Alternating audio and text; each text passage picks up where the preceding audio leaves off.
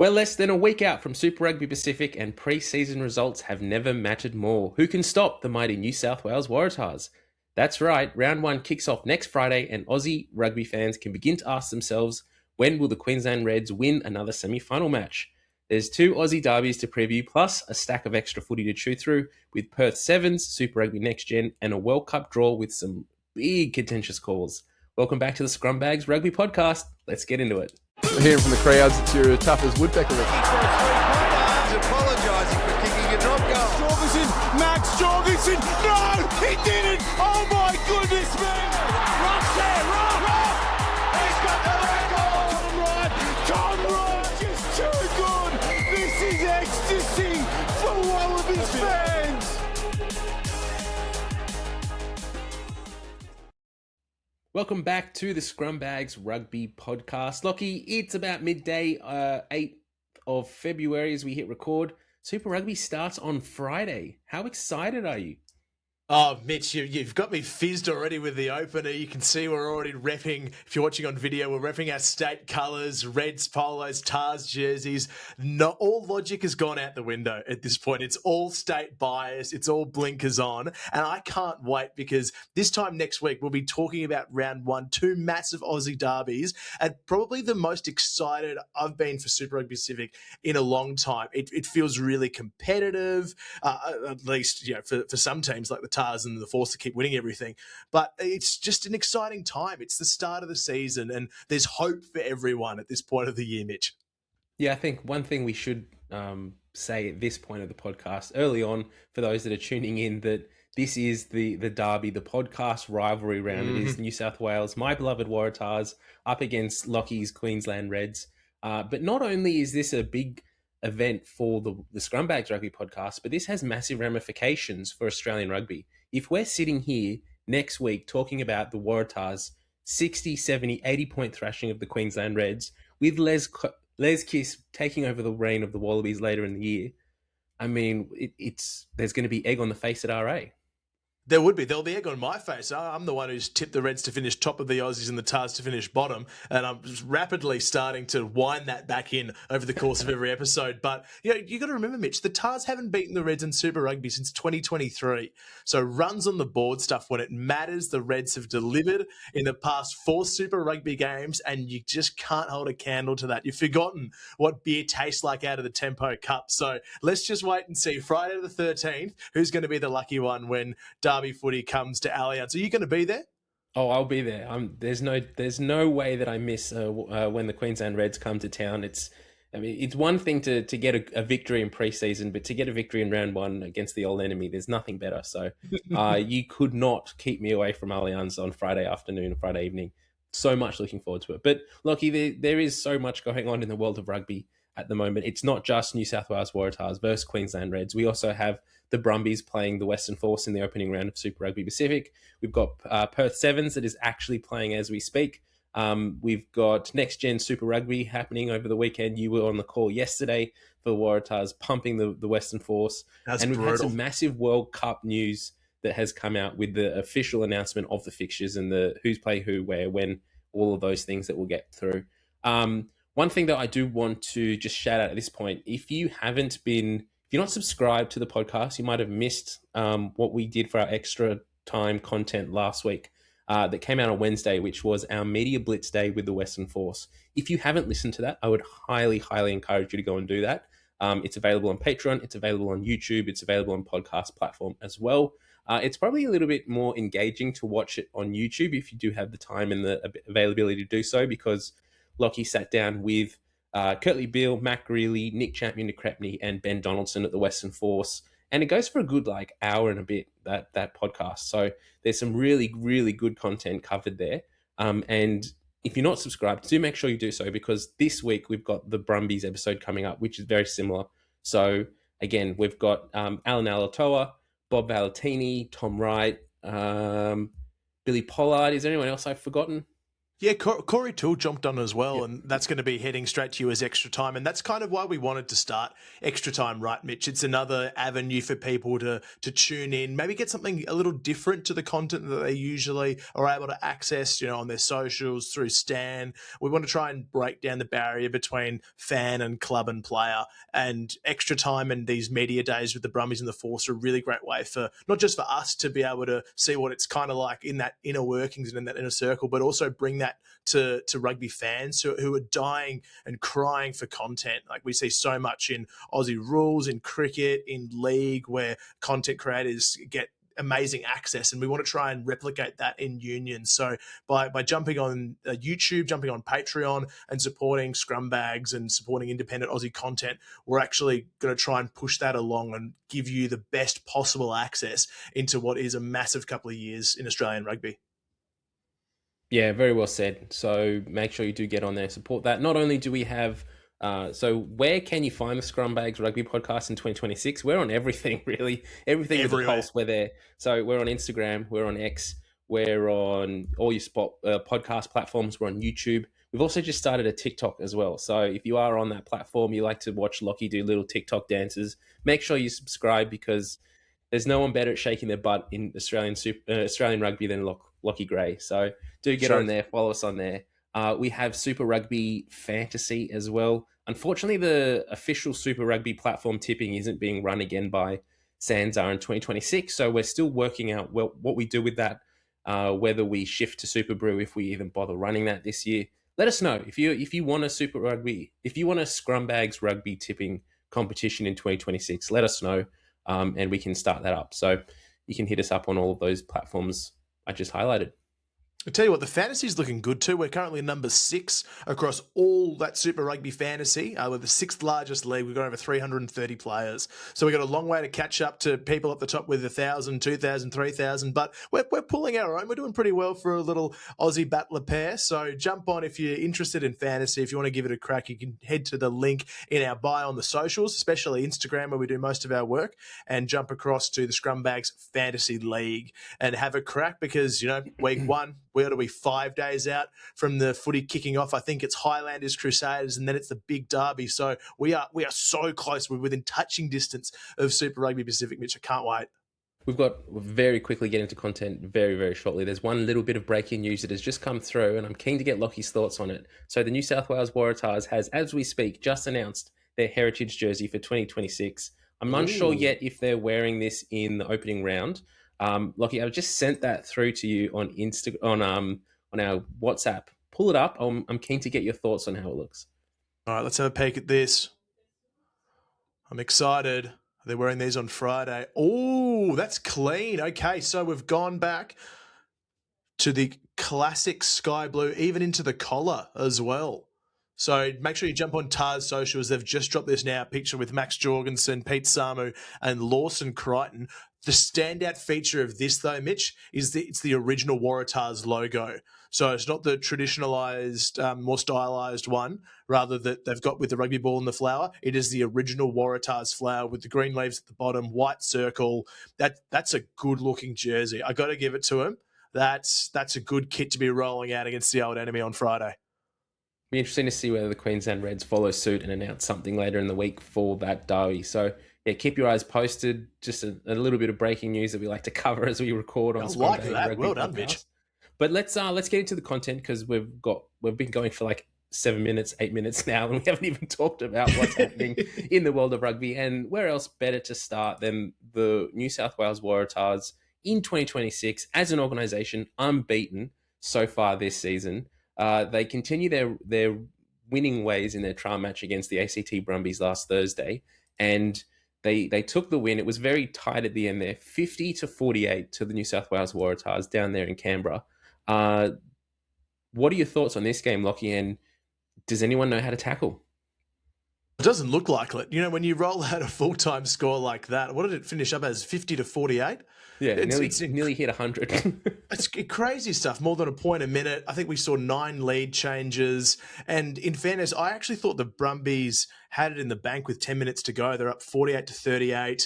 And you think, oh, geez, I think they're probably going to roll away with this. And then just a silly yellow card there. I think it was Coyotes might have given one away, and then clinical from the Tahs to score twice in those last 10 minutes. I think it's Ione Moananu, who's come across from the Crusaders, scores the try late.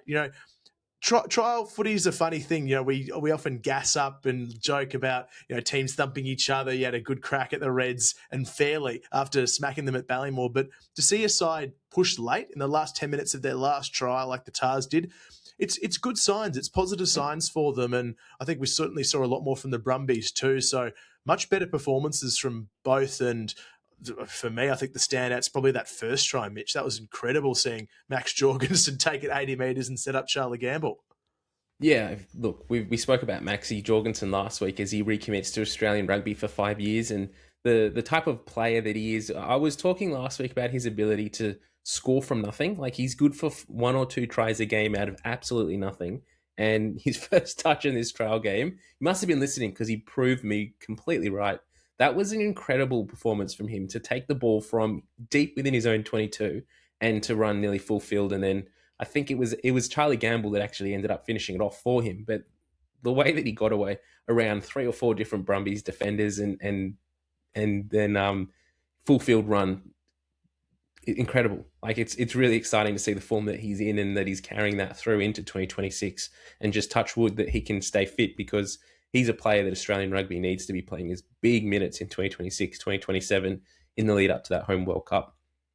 I thought it was really funny seeing that, particularly that first break. Jorgo gets through the line and Corey Toole's the one who chases him and beats him for pace. But I think Jorgo's footwork and the ability to link up with his support play sees the try scored.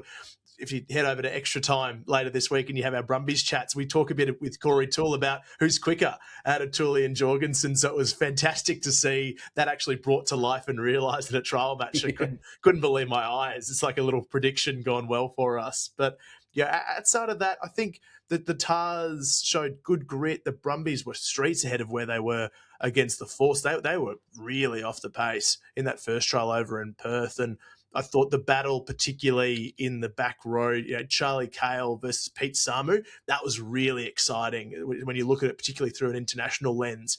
2 of the up-and-coming eights, well, Pete Samu, established, but he's been out of sight, out of mind in France. And Harry Wilson, not available for the first wee while for the Reds. These are the two big dogs that are pushing their claim to get back into that Wallaby frame. So to see them trade tries, running away, they've got so much pace for big men as well, and I think they really suit that Super Rugby style. Were there any other players that caught your eye across this trial? I think one of the areas I highlighted last week in our sort of preview of that trial and the takeaways from that first game against the Reds for the Waratahs was that squad they picked last week was primarily made up of like wider squad members. We didn't have our Wallabies players, and they played really well last week. They scored 50 odd points, and they did it again this week. But this week, we actually saw those Wallabies players come back into the mix. We had Andrew Kellaway, Jorgensen, Suali'i, Jake Gordon. Who else was there? Anyway, you get the idea. These players come back into contention. And so I was really interested to see how they would fit with the game plan and if we would see those same trends that were evident last week in their performance. And pleasingly, they did. The Waratahs played really well, and they actually got out to quite a lead in that first half, particularly when they had all of their Wallabies players on the paddock. And they put the Brumbies under a heap of pressure and scored a lot of points through that, which was really pleasing. The element last week that I was most excited about was their ability to quickly move the ball and play through the forwards. That even though with their forward pod set up, they would still be able to either attack the line from that pod or feed it out the back for a quick recycle. And we saw that again this week. They scored a few good tries from that. And so that's really exciting to see that even with the Wallabies players coming in and interjecting their raw talent and ability into the setup that Dan McKellar and his coaching team has set up at the Waratahs this season, it's all starting to gel together and to look like a really cohesive unit. So, I mean, I'm excited leading into round 1 against the Reds this weekend, because if they can continue that, and they can start to recycle the ball and use that quick attacking ability, hit the edges or hit in tight when needed, they're going to be really hard to stop. I really liked the way that they underplayed Suoliti in this game as well. Something you mentioned with the soft hands and the continuity. We saw a couple of times they play deep and they play quite tight off set piece, and it's to unlock people on that big overs line. So it was a great example was Andrew Kellaway's try. For the Waratahs, they had soft hands in tight. Suoliti throwing a nice pass under pressure as well to unlock players around him. Then they're not showing any of their cards around how they want to use Suoliti come round one, which is super exciting when you think about where he's going to be deployed. And he's such a big target, right? Defenses are planning how to try and contain him, but if they can use him in a balanced way as both a decoy distributor and then once they've worn down that defense and confused them, use him as that big runner, they're going to have serious problems, the Reds. So I think that's really exciting through a sky blue lens. But equally, to see the Brumbies throw some good punches as well from set piece, like Andy Muirhead's looking very assured as their fullback option. We saw some great play from Caden Pritchard as well, who matched up really well defensively. So some green shoots there for the Brumbies after a bit of concern from that game against the Force. So it's exciting as we head into an all Aussie derby round one. Just a few quick, I will shift focus and just highlight a few things for the Brumbies before we move on, because I think a lot of what we spoke about will come up in our preview for round one in a little bit. So we don't want to go over the same content too much. Declan Meredith, I thought, played really well. Last week, even with the short minutes that he had and that shift with Edmed starting the first half, he came on in the second half.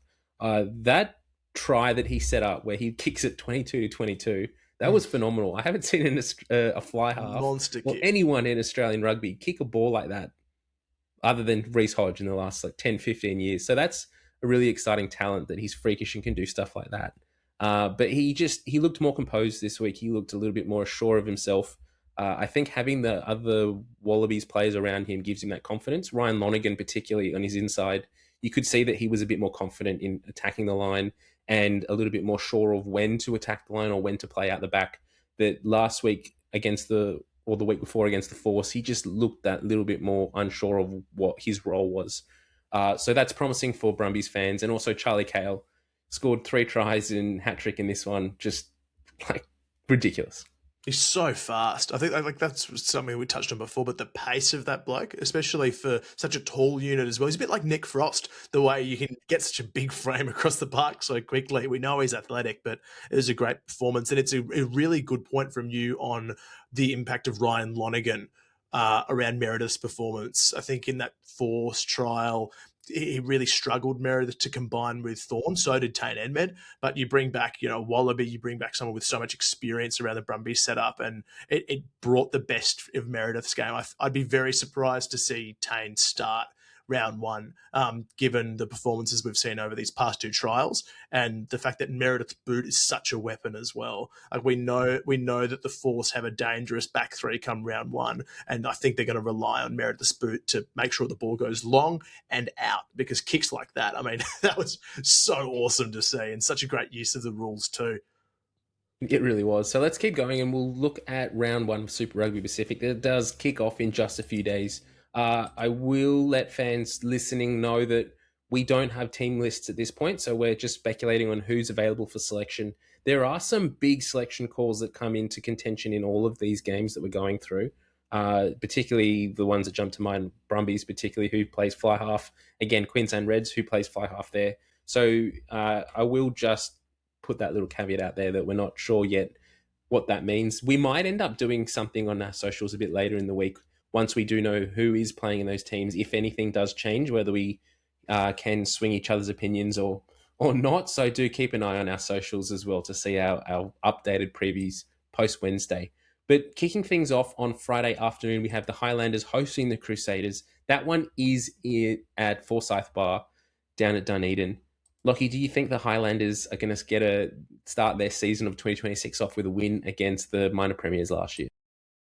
I would absolutely love them to. It's such a tough sell, right? Like the Highlanders have so many exciting outside backs, but they've lost Sam Gilbert, who was kind of the glue in their team.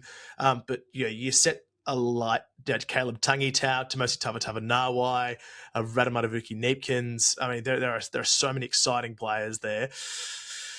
Hard to tip against the Crusaders, though, given they've just come off the title. I think it's going to be tight, high scoring. It always is, under the roof there, but it's Crusaders 1-12 for me. What are you feeling? I'm going for the upset early on, and I'm hoping that I'm not going that too early in round one or too often. But I just think one of the things that when you think about Super Rugby Pacific over the last few years, what are the things that jump to mind? One, the Crusaders win every single year. So you can play well all through the season just to lose in the final against the Crusaders. But the Crusaders generally do not start well. And with the All Blacks resting policies coming into play, I don't know who is available at this point off the top of my head. That's another thing that we'll probably have to update after Wednesday when those team lists come out.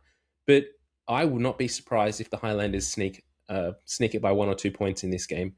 So I'm tipping the Highlanders to get the first victory at home against the Crusaders. I absolutely love that. It would be so good for the comp to see the Highlanders, who finished, what did they finish last year? Ninth or 10th? To get up early at home. They're buzzing after Otago won the NPC as well. There's a lot of strong fan support down there. So that'd be terrific. Are we going to give our tips for the Aussies yet, or do you want to go through the others? We'll go through the others and we'll come back. But if Jamie Joseph does manage to get this upset and get the victory, New Zealand Rugby should name him All Blacks coach straight away. They'll just pull him straight out. They say, thanks for your service at the Highlanders. You gave us a title 2015, but you're coming straight into All Blacks camp. And they probably need to make that decision pretty quickly. They do. But let's keep moving because there is other games playing. So we've got the Battle of the Pacific being played on Saturday afternoon, 2:35 kickoff here in Sydney. Check your local times for where that does kick off for you. But it is the Fijian and Drua hosting Moana Pacifica. I don't have on my tab where these games are being played, so apologies if I do get the stadium wrong. I'm not sure where in Fiji this is being played, but it is a home game for the Drua. Do you see them getting their season off to a great flying start? Yeah, well, this one's at Churchill Park. It's their fortress in Lautoka. So I see the Drua winning at home. Just the support there is amazing. But both teams, struggled at times. Moana obviously were in finals contention before having a really tough, I think, final 2 games where they had big bonus point losses. But the Fiji and Drua at home, Moana without Artie, and a lot of their players from last year that carried them. I think it's the Drua in a classic at Churchill Park for me. I'm hoping this is a tight one, but my heart does say that the Drua will be too good for Moana. Like you highlighted there, a lot of movement through that South Auckland team there, Moana Pacifica. So without Artie Sevilla, there are some real question marks about who steps up and fills that hole from a leadership perspective. We do know that Miracle Fa'alangi is such a great player and has been named captain this year, but he doesn't have a lot of experience captaining teams. So he's definitely not that kind of talismanic leader like they had with Artie last year. I think the Drua will be too good for them. I'm hoping it's a tight one because that would be great for the competition, but I also could see the Drua just getting off to a flyer here and winning with a bonus point. It's going to be one hell of a game. You know that they're going to throw the footy around. The style of play when the Battle of the Pacific happens is always so much fun. And I'm pretty excited, but I got to be honest, I'm more excited for Blues v Chiefs. It's one of the great rivalries in Super Rugby, not just NZ Rugby, Battle of the Bombays, evening game, Auckland, Eden Park. Who do you see taking out that one? Oh, it's pretty hard to tip against the Chiefs at the moment with their form the last few seasons, but they've got a new coaching staff. They've got a new style of play in 2026. And so I think last year for the Blues under Vern Cotter, they've been building with a similar squad year in, year out for the past few seasons. We saw what they did in 2025 when they got that Super Rugby Championship. I think they're going to be hard to beat at home. We know how hard it is from an Australian perspective to go to Eden Park and get a victory. It's almost never done.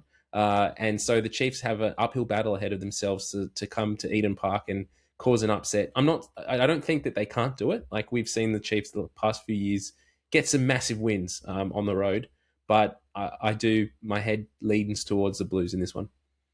Let's go. I'm going to balance you out there. I'm pretty keen on the Chiefs here. They got a big trial win, 29-0, a shutout over the Hurricanes last week. And it's been such a good rivalry. We saw last year the Blues obviously won that qualifying final to stay in contention with the last play. So it's a great rivalry. I just think the Chiefs have too many weapons weapons in the duffel. They're so stacked across the board. And the Blues, without Beauden Barrett for the early exchanges as well on rest policy, that's such a big key for them. So I'm going to say Chiefs in a really tight one. I'm hoping across this whole round that each game is decided by 2 or 3 points. Ooh. I really hope there's no blowouts other than the game we're going to talk about now, which is the Waratahs hosting the Queensland Reds on Friday, 7:35 kickoff local time. I'll be there at the stadium. If you haven't got your tickets, make sure you do get out there. This is so exciting. Like the way the Waratahs have built into this game in the preseason, the talent that they've made. They've signed in the off-season, Dan McKellar's second year in charge. It's all looking up from a New South Wales perspective. But Queensland, as you highlighted, Lachie, we haven't beaten them in Super Rugby since, 2023? Mm-hmm. And so it's always a tough battle to play Queensland. Geez. I'm throwing it to you, Lachie. How do you see this going? Oh, well, we're not going to give our tips for a little bit. We're going to give some context, right? Because the Reds have the Reds have won the past 4, but it's been so close. So the average winning margin has been 4 points across the past 3 games as well. There's only been 1 blowout in that time. So we know that these games usually get quite tight. It's not often that you see really expansive running rugby in the Reds Tahs because we love an arm wrestle. It feels a bit like the rival code state of origin. It gets really tight. There's going to be a lot of chat thrown. There's going to be a lot of argy-bargy around a set piece and the ruck.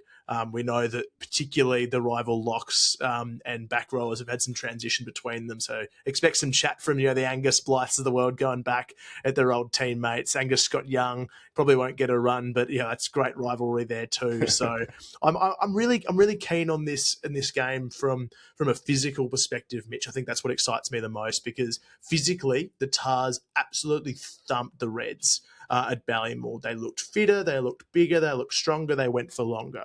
So if they perform like that again, I'm expecting the Tahs to win and win well. But it's just that Queenslander spirit, Mitch. You just don't quite understand it like we do. Queenslander. You have the chip on your shoulder, and there's enough sort of scrap, I think, in this Reds team to get through. Even if they win, I think I can see them winning really ugly. So much hinges on who is their general, though. At the Reds, that's that multi-million-dollar question, and it's probably the same for the Tahs. So who will those 2 fly halves be? Yeah, look, the thing for the Reds that's concerning is the whispers I'm hearing out of Reds camp is that Tom Liner isn't fit and won't be available for selection for a few weeks. So I don't think that he'll be lacing the boots up this Friday. So then that means that it's either Carter Gordon or Harry McLaughlin-Phillips. And both of those players had time in that 10 role in the trial games, and neither one really put their hand up to be leading over the other. Your head would have thought that Harry McLaughlin-Phillips, with the experience he's had, has been in Reds setup for a few years now, would be the choice. But Carter Gordon didn't look bad when he came in either, with the limited preparation time that he has had with the team. So, yeah, interesting to see which way they go there. From a New South Wales perspective, I don't really know which way they're going to go either, because the last 2 weeks we've had Lawson Crichton playing 10, and then this week against the Brumbies we saw Jack Debrasini play 10, and they both played really well, but they both brought different things and they both did things differently. Debrasini's ability to just kick for the line and get a good 15, 20, 30, 40 metres on some of those clearances was really instrumental in the Waratahs scoring some easy points. So it's going to be a challenge for Dan McKellar and his team to decide which way he goes and who he trusts there. And so it'll be interesting from both teams to see who it is. And without knowing what the team sheet looks like, we just have to speculate, right? Who would you be more afraid of, with your sky blue hat on, if the Reds roll out McLaughlin-Phillips or Carter Gordon? Which one worries you more? Is this controversial to say neither? Oh, I love that. That's even better. Like for me, it's like, pick either of them. I don't really care. Tom Liner would be the one that I'd be a little bit concerned about, just from we can see what he can do with the ball from nothing. But both of those guys I wasn't too impressed with in preseason, so I don't think either of them are really coming into this round one with a massive amount of form under the belt. I think that's the key. You've nailed it there, because Tom Liner was so pivotal to the success last year. Like, he was really good off the tee, kicking conversions, and like we know that in these tight games, how you go off the tee is going to be crucial, right? So you're missing your gun goal kicker, and that's what makes me a little edgy when we start looking at who's going to be in this side. So Carter Gordon, we've known he's had a couple of good shanks in him. We've seen him through Super Rugby, that memorable one down in Melbourne. And McLaughlin Phillips, solid, but not a noted goal kicker, I would say. And then outside of that, really, you're not looking at many other recognised ones. Filippo Dalgurnu can hit him. Jock Campbell's kicked previously, but none of those players particularly fill you with fear, especially if it gets into the nitty-gritty stuff, 60, 70 minutes in its tight game. So I'm inclined to think that they might actually go McLaughlin Phillips as a starter with Gordon and off the pine. If Liner isn't fit, but Tommy Liner is the man that I would want to be starting round one if he's available. There's so many good matchups that we can see, even without a team list. Like there's the Paisami and Fluke against Suoliti in the midfield. That back three from the Waratahs is so strong, and how do you even fit all those Wallabies in? And then that's not even talking about the back row battle against the Gambles and the McWrights, and it's so exciting, and such big outs for the Reds too. They won't have Tate McDermott, who's been so important for Queensland's success, and they won't have Harry Wilson. So I reckon the Tahs can smell a really big opportunity coming up this Friday. There's blood in the water and we're circling. We're getting hungry, I think. So I'm excited. I really am. This is going to be a really good opener for Super Rugby Pacific. And look, my heart tells me that this game will either be a blowout or it'll go to extra time. Like, that's just how I feel. It's either these teams are going to be so close that it's going to be a coin flip and we'll get to extra time at the end there, or someone's winning by 20. Ooh. So who's winning by 20? Do I need to answer that question? Like, I've come on here being confident all the way through, and you've come up with, I'm not sure about the 10 and our back row, and Harry Wilson's injured, and it's going to be 40 to the Waratahs. And anything less than that is just, I'll take it. It's a failure. It's a failure. 40-point margin is a failure otherwise. I'm still going to stick with the Reds. I'm going to stick with my preseason call that they'll finish top of the log. And it's games like this. The Tahs took such a big game around round one. I famously remember Darren Coleman, right? 2024. He's taunting the Brumbies, come up the highway, we're going to smack you. And the Brumbies sent them back with their tails between their legs. You got lucky against the Highlanders last year, round one. I'm sensing the Reds do you dirty in this first one. It's going to be tight and scrappy. I'm going to say it's the Reds 1-12. What have you got for me? Ooh, yeah, Waratahs by 14.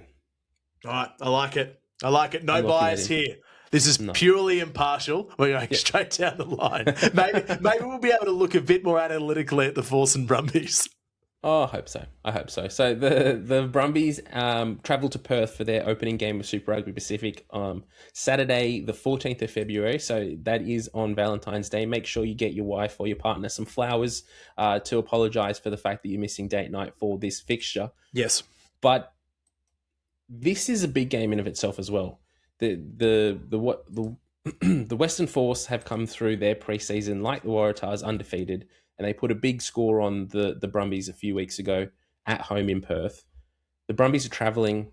We know what that travel distance is like. Teams do find it difficult to go to Perth and to perform well, particularly this early in the season when at the current time, we were talking before about sevens being played this weekend. It's like 35 degrees in the middle of the day there. So it's a tough place to play rugby this early in the year. Do you see the Brumbies going there and causing an upset? Or is it an upset? Actually, that's the question. Is it an upset if the Brumbies go and win? Is that an upset? I think on current form, it's an upset if the Brumbies go and win. And that's crazy when you look at their record, right? Yeah, they've won, 16 of their last 18 against the Force. Like, the Brumbies have a really strong record. There was obviously that great game in round 2 last year where the Force came over and put 45 on them and silenced the home crowd. It was an amazing win for the Force. Their first away win in a long time as well. But the Brumbies have just had the wood on this Force team for ages now. And I'm really looking forward to seeing how this plays out. I think the fact that the Force have had 2 home trials and all this time to prepare for a home game, whereas the Brumbies have zipped around a bit. They obviously played in Perth, came back, had their Thursday trial. They're a bit out of whack to me. The rhythm of a midweek trial, maybe it gives you more preparation, maybe it doesn't. But I feel like the Force actually go into this as favourites. Doesn't mean I'm going to tip them necessarily, but I think the Force should be favourites after what we've seen so far. Yeah, I think the preparation is important, and that travel element is something that we always talk about for the Western Force as a detractor or a benefit for them when they play at home. And so they haven't had to leave Western Australia this preseason, and so that's massive for them. Like they have been able to prepare for this round one with a good solid preseason block, get their Wallabies back, and then trial two games against both the Reds and the Brumbies, get wins in both of them, and then a home game round one. I can't remember the last time the Western Force had this solid a preseason and a setup to a season. You combine that with the talent that they've brought in the off season, the leadership group that they've named this season, and you start to go through the names there, and Wallabies legends, Wallabies captains, All Blacks players. Like, it's a really experienced squad that the Western Force have not had to rely on in years gone past. And so it starts as a rugby fan, as an Australian rugby fan, it starts to get you a little bit excited about what this Force team can do. And you look at the form that they brought in that preseason, they can play like they played in those 2 games. Like, they're going to go far this season. And so the challenge now is for them to make sure that they show up and that they play well against the Brumbies, because we've been on the podcast and we've pumped them up in the preseason, and I'm pumping them up now. But this is where it matters. The Western Force as a team, unfortunately, have not been that team that when the going gets tough, they show up. They tend to sort of crumble, or they find reasons to talk about things as to why they didn't perform well.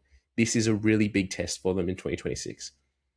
Well, this sets the tone, doesn't it? You're right. Now is when it matters, and it's kind of that now or never point for the Force. Last year we had some great chats. People coming on, like, remember Nemani Nandola jumped on the pod with us last year, and he was like, the Force need to go big. They need to start delivering. And with, I would say, probably the most passionate fan base in Australian rugby, they've been through thick and thin. They've seen their team dropped out of the comp, brought back. The Sea of Blue is just awesome, and they need to be rewarded. So I think that the Force owe it to everything that's gone into keeping that organisation going and really start stamping themselves as a nasty team, especially at home. Like, they will have their struggles travelling again this year with the long tour blocks, but against a Brumbies team that looks very unsettled. We don't know their midfield. We don't know the makeup of their scrum, without Allen being available. This is where the Force need to strike and show that they can do it. So I don't think I've been this excited for an Australian game without the Reds in it for ages. Like, usually, we get excited about having skin in the game, but I am genuinely more excited from a wide lens perspective on Brumbies Force because of what it represents. It represents the potential changing of a guard and of the Force finally stepping up and showing what they can do. I'm going to tip him. Fuck it, I'm going to tip him, Mitch. I think the Force are going to do it, and I want them to. It's so exciting. I'm going to go 3 points, Western Force. Ooh. What are you feeling? Lachie's managed to get himself a ticket on the Force jet for that round one. I think we'll see him at Perth. Twiggy Jet, that's it. Someone's been talking to Twiggy so far. But yeah, it's hard not to be optimistic about this season for the Western Force and what they can do on the field. The Brumbies aren't going to be easy beats though either. We did see this week in the trial match that even though the Waratahs kind of had the wood on them in the first half, when the Waratahs brought on their reserves, the Brumbies actually weathered that second half better. And if Ryan Lonergan was managed to kick more of his conversions, I think at halftime the Waratahs were ahead. It was 5 tries apiece, but Lonergan had kicked 2 from 5. And Debrasini had kicked 4 from 5, and so that's why they were so far ahead on the leaderboard. That's going to be a big point this week, and so I think the Brumbies will not be easy beats. But I'm hoping we'll get to it in a minute when we talk about the Perth Sevens.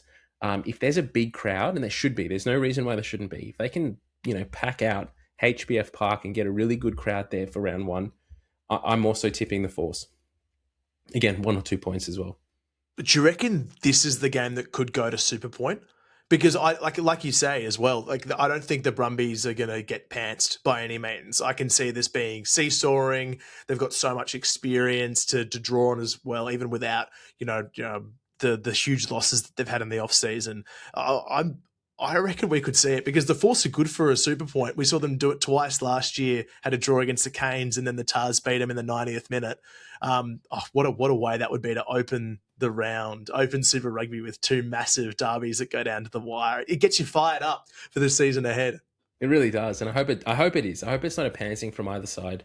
And I'm hoping like hell that the Western Force show up and that they perform well. Because if we're coming on the podcast next week and talking about a 25-0 or 25-point beat by the Brumbies, that's really deflating for that Western Force team.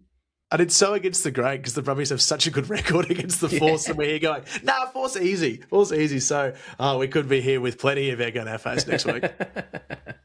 All right. Well, make sure you do tune into our socials later in the week when those team sheets are announced, because there's so much up in the air, and results do ultimately this week. I think this is the first week, I'll just say, that I can remember that probably hinges more on the coaching than it does on the players. Like the selections this week are so pivotal to how these teams will perform in this game. It's going to be really exciting. But let's keep moving because I am conscious of time. So we've gone through our tips. Lachie, what do you want to talk about now? Do you want to quickly do World Cup draw or quickly talk about sevens? Well, I reckon we can punch out sevens in a flash because unfortunately we won't be able to give you the results from day 2. So we won't be able to tell you the winners. But what we can tell you is that Australia are undefeated as of time of recording. Both the men and the women won their 3 pool games, and they were pretty epic, to be honest. Like the women have been dominant at the pool stage so far. They had a bit of a curly one against France, 26-12. But aside from that, racked out points for fun. But the men, and we so often gassing up the women and how good they are, but it's the boys that did us proud. They beat New Zealand for the first time in 10 games, 21-14, got a huge win over France, and then the final nail in the coffin, that win over Great Britain, Mitch. You were watching, I was watching. Hadley Tonga in overtime finishes in the corner to knock the Brits out 24-21. I couldn't think of a better end to the day. It was an epic finish, and it really had everything that game. It was the Aussies were up 19-0, and early in the second half they ended up allowing Great Britain to get back to 19-all, and then it got really seesaw to see how the final would go, and they ended up scoring in extra time to win it to Hadley Tonga there. So really exciting to see them continue through. If one thing that Liam Barry mentioned in that game was that this was an opportunity to see the wider squad get some minutes. And he'll be happy that they came through with the win, because 19-0 up at halftime, you would have thought that this was the opportunity to give these guys some minutes, but they nearly lost that game as well. So Egg could have been on his face if they didn't go to win that, because that could have been their championship over, really. It meant that this week or today in the finals, if they won that, which they did, they'll play South Africa sometime this afternoon. If they lost, they would have gone on to play Fiji, I think was the other team. So 2 completely different teams to play in the sevens format, which could have seen their success or their failure there. Yeah, and Fiji red hot. Like they're hot favourites to round out as winners. So you can tell us how they went this time tomorrow. But I thought just before we move on, how good it would have been to actually see the Aussies tank their pool just to knock out New Zealand. We know that New Zealand only got through with the 1 win over France because we'd beaten them. Great Britain beat them. It's the first time ever I think the Kiwis were cheering on Australia. And we had the opportunity, right on full time. The Aussies had a penalty. They could have tapped it quick and kicked it out and taken the losing bonus point, which would have been enough for them at that point. But they went on to they would have the losing bonus point because they were down at that point. That would have knocked New Zealand out. Pretty clear intent if they had done that, and I kind of wish they had. That would have been a real fuck you to New Zealand rugby, wouldn't it? It would have been massive. Oh, honestly, that's the stuff of dreams. It's like sort of underarm ball stuff to get the fire going. Last quick thing I wanted to ask you around the sevens this weekend is I've been a little bit disappointed just tuning in, particularly from this side of the not Tasman, but the east coast of Australia, is the crowds just aren't there. And I feel like World Rugby's missed an opportunity. Last year we saw how how much of a festival atmosphere it was, a party. There was heaps of people there, 3 days of packed out action, or 2 or 3 days last year at HBF Park. But they played that on the Australia Day long weekend. This year they've chosen to move it a week. So the Australia Day was last weekend, and they play it this weekend, and the crowd isn't there. I know the conditions are hot. It's pretty unbearable in some to sit in the stands for the fans in the direct sunlight during this. But on the TV, like, it looks like there's hardly anyone there. I think a lot of people are chasing shade. So I'll go into bat for Perth here and that they're following the shade around and trying to keep cool. But you're right. I think moving it from the Australia Day weekend is an error insofar as allowing people to travel to get across to have the extra day. And we saw, like last week, having the Singapore Sevens, there was no one in that crowd. So what's Singapore offering over the Australia Day weekend that Perth can't excel at? So right. Yeah, I back you in there. I'd love to see it moved back, and I do love that it's in Perth. It gives WA footy a bigger platform on the world stage, which is great. But let's get it back to the weekend. That's right. Let's get that festival atmosphere back up and running. But let's move across now. And the massive news in World Rugby that has come out this week was the announcement of the Rugby World Cup 2027 draw. Now, we could spend a whole podcast going through the whole draw and the permutations and who plays who, where, and when. But there's some massive talking points that I think we'll just focus on. The biggest one being Australia. The host nation will kick off the World Cup, as everyone was expecting when the pools were announced, with New Zealand in the pool with Australia. We were all expecting the opening game in Perth to be between the Wallabies and the All Blacks. That is not happening. What we have to open the tournament is Australia and first-time World Cup entrants Hong Kong, China. Yeah, there's been a lot of ass covering in the wake of this, and I think people can highlight how exciting it is to open up the commercial side of having an Asian team in the opener. You open up the Chinese market, Asian market. I understand that. I also understand that Perth and WA government bid for the opener, and they won that bid, so Rugby Australia are honouring that bid. But it is such a fizzer, Mitch. This is such a missed opportunity. And by locking themselves into that Perth contract, you have denied fans the opportunity to see Australia against New Zealand at a core, at the biggest available stadium, or at the MCG if they manage to pull their foot out and sort out that NFL nonsense. But to have it on the biggest stage of all, having a proper opener, like that France-New Zealand World Cup opener, 2023, was such a spectacle. Easily the best World Cup opener we've ever seen because it put two heavyweights against each other. It drew all the eyeballs. Australia against Hong Kong is going to be a walk in the park for the Wallabies, even if they play poorly, even if they put out a poor team. It's not disrespectful to say that Hong Kong are a minnow in World Rugby. Well, hold on. We've got a Queenslander heading up the Wallabies. There's every chance that we lose that pool game. It's possible. It's very possible as well. I'm also tipping Zimbabwe to beat Wales, and that's actually more likely. But like, I'll be having my Zimbabwe jersey on next year. Don't you worry. Up the Sables, baby. It's just a fizzer. Am I yelling at clouds here? This doesn't feel right. Look, there's a few things that come out of this, and the first thought that I had was that Phil Ward doesn't want to travel to Perth. Phil Ward would rather stay at home, sleep in his bed, and then get up and just travel to Accor Stadium to watch the Wallabies play the All Blacks in Sydney. He doesn't want to have to get on the plane. If you don't think he's flying first class to every Wallabies game in the World Cup. RA does not have the money to travel for... Don't I know it? No. In all seriousness, though, look, there's a lot of things around the reasoning behind this, and we talk about the state governments putting money in to host the World Cup openers and certain games and making facilities available, X, Y, Z. Realistically, this is a financial decision by World Rugby because Accor Stadium sits 83,500 people and Optus Stadium in Perth sits 60. And so Rugby Australia would rather have their sellout state game between the All Blacks and the Wallabies with 83,500 people there and ensure that they can charge premium top dollar for that and instead of having that at 60,000 stadium in Perth. It's all about the money. I've heard interviews with with Brett Robinson, that's it. Brett Robinson on Coco and other podcasts and things, sort of justifying his reasoning. And he's talking about, player travel and welfare and all of this type of thing. It's a financial decision at the end of the day. And look, there's other things that they've put in and said around, it shows to the Asian market, like to China, it gives them some kind of validity and inclusion in this tournament, and that the people will tune in for a World Cup opener. I understand also from a Rugby Australia perspective that there is trepidation on their front to have a World Cup opener against the All Blacks. And if they get pumped, if the Wallabies lose that by 50 points, not that they will lose by 50, but just think if they did, the media in Australia is relentless. Can you imagine the headlines now?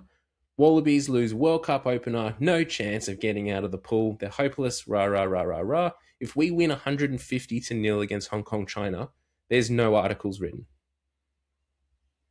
It's such negative thinking, though. Like, the World Cup is about putting Australia on the map, having the biggest spectacle possible, right? You don't get a bigger spectacle than the first ever Australia-New Zealand pool game. So, yes, I understand completely the financial side behind it. You want more people in filling up your stadiums. They will fill up a core stadium for Australia and New Zealand in the pool game, no doubt, irrespective of the fact that both will go through regardless. And honestly, you probably want to lose that game, given that the winner will play South Africa in a likely quarterfinal. Game. It could be 5-3. It could be both teams trying to lose it. Going red cards given. Yeah. Rocky Elsom's going to play. No, there's so much that could happen in that to jeopardize it, but it feels like we've been cheated of a massive spectacle befitting a World Cup opener. And of course they can't move things around, or they're not going to, but like they're going to make a mozza. Like, I'm just having a look at the ticket prices here for New Zealand, Australia, and Sydney, that second round of pool games. $635 for a Cat 1 ticket to go see a pool game with Australia. Like, the cheapest you're going to get on entry for an adult is $65. That's if you get in early, and that's up in the nosebleeds. So they're gonna make so much money off the way they've done this. And I don't know. Like, I understand the why, but it just doesn't sit right from a rugby spectacles perspective. Doesn't pass the pub test. No, it doesn't. Yeah, it's disappointing. But look, it is what it is. We, as rugby fans, now need to embrace that. I'm probably coming at this from a bit of a selfish perspective. Being a Sydney resident, I do not hate the idea of having... Oh, I've got a bone to pick with you about Sydney games. All Blacks versus Wallabies in Sydney, and then the, the quarterfinals, semi-finals, third place playoff and final all being in Sydney. Like, I've got a mozza of games to go to without having to travel. Absolute rort. So we have 16 knockout games, right, in total, with a round of 16 plus the quarters, yada, yada, yada. Of those 16 knockout games, 8 are being played in Sydney. 6 are being played at a core. Now, I understand completely having the semi-finals and the final, the big one, all in Sydney. But share some love. What about a bronze final over in Perth? What about another quarterfinal in Perth or something down in Melbourne? It's just like, it's Sydney-centric. Much too much Sydney.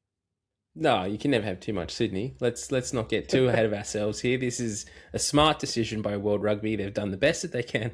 No, look, the only thing I would say is I think it comes down to everything about this draw is financial, which is disappointing to say, because I don't think we've looked at other World Cup draws and gone, World Rugby is trying to make as much money as they possibly can in this. Like, we've all looked at them and thought, yeah, that's pretty fair. 2023, 2015, 2019, all of those draws didn't quite feel like this lopsided or just weirdly done. But the other thing is, like, player welfare and travel. Like, you wouldn't want to be playing a quarterfinal in Perth and then having to play the following week in Sydney with that amount of travel in your prep week for a World Cup semi-final. Like, that's a big ask, particularly if you've got a team if you're playing a team who's been in Sydney, played in Sydney and didn't have to travel. Yeah, I understand the mechanics of that too, and also, like, you want the biggest stadium available, right? Because the MCG is not available. You want the biggest stadium so you can sell the most tickets, and also so the most people can come. Like, we're pushing along that they want to make their money, but also more tickets being sold means more people are experiencing this live and experiencing a once-in-a-generation event for themselves in the stands. So there are pros and cons to it. I think by and large they're doing the best with what they can, given the new format. And if I can very briefly soapbox, I'm still not entirely sold about the expanded World Cup, Mitch. It still feels a little messy. It feels like there's very little jeopardy in the pool stage and in the round of 16.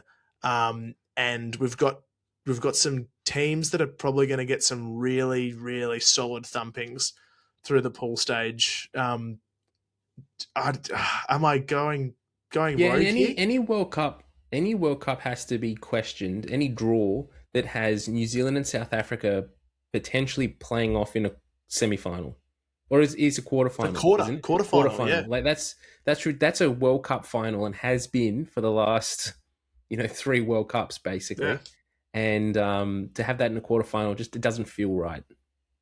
And the nature of following, the best third ranked player from Pool A, E, or F, like it's clunky and it's hard to follow. And we do this kind of rugby content stuff because we love it, Mitch. We want to champion the game, but we also want to make it easy to consume. And I don't think the layout of the draw is easy to consume. Yes, we're going to see new faces. We're going to expose rugby to new countries, but maybe the depth in World Rugby wasn't quite there to go to this 6-pool format with 4 and a round of 16. It feels like we're not quite ready for it. So I can foresee some teething issues as we go through those initial stages. Yes, the quarters and the semis and the finals are going to be amazing, but there might have just been a little too much greed in expanding this quickly. Yeah. Well, anyway, we'll see what happens, and there's lots to go between now and then. The Wallabies could fall off a cliff and be ranked 13th, 17th in the world by then. We might not ever win a game between now and when the pool starts. So let's not get too ahead of ourselves. We could not even get out of the pool, and that would be another whole thing. So, but there is upshot too. We could go through and win every game between now and then, and champions, baby. I'm already writing it in 2027. Bring back Bill. Yeah. What we need to make, Lachie, our goal for the podcast over the next year and a half until this World Cup, we need to sit in a room with the World Cup. We need to somehow find a way for you and I to be sitting there with the World Cup, and that's probably the closest that an Aussie will ever get to holding the World Cup. But if we can get there, that'd be awesome. I would love that. We're gonna keep pulling some strings. We're getting some good ins. We're gonna do some more content around Super Rugby Pacific this year, so stay tuned. We've been chatting with the right people who've been looking after us, and hopefully we can bring you some content from games, maybe a little bit around Super Round. Stay tuned for more information on that. And as always, if you want to know it first, make sure you go and subscribe to Extra Time over on Patreon and keep supporting independent Australian rugby. That's right. Yeah, make sure you are subscribed to Patreon because at the moment it's free. So make sure you get in before we do start to charge you a few bucks a month to be in there. But we will have some content coming out on there that won't be available on other platforms soon. Once the season does start on Friday of this next weekend, that content will unfortunately go behind a paywall, but it's only a few bucks. It's less than a coffee to follow us for the month. So do make sure you're on there, and it's free at this point. So get on and get subscribed and you'll have access to all of that content throughout the season. Looking forward to it. And we're looking forward to round 1. Super Rugby Pacific just around the corner, Mitch. Amazing to lean in, fully state biased, red v blue, Brums and Force. I'm going to apologise now, Lachie. I'm really sorry for the loss next weekend, and I hope it hasn't hurt you personally too badly. But it was on the cards, and 50-0 to lose in an opening round of Super Rugby is never an easy one, but I'm sure you'll get over it. Up the Tahs, baby. Chickens home to roost. We shall see. Thanks for joining us again on the Scrumbags Rugby Podcast. We will be back next week. And if you're tuning into Extra Time, keep an ear out for our Brumbies Media Day Blitz as well. Year of the Tar rolls on, baby. See you next week. Bye. Bye. We're not going to France for the croissants.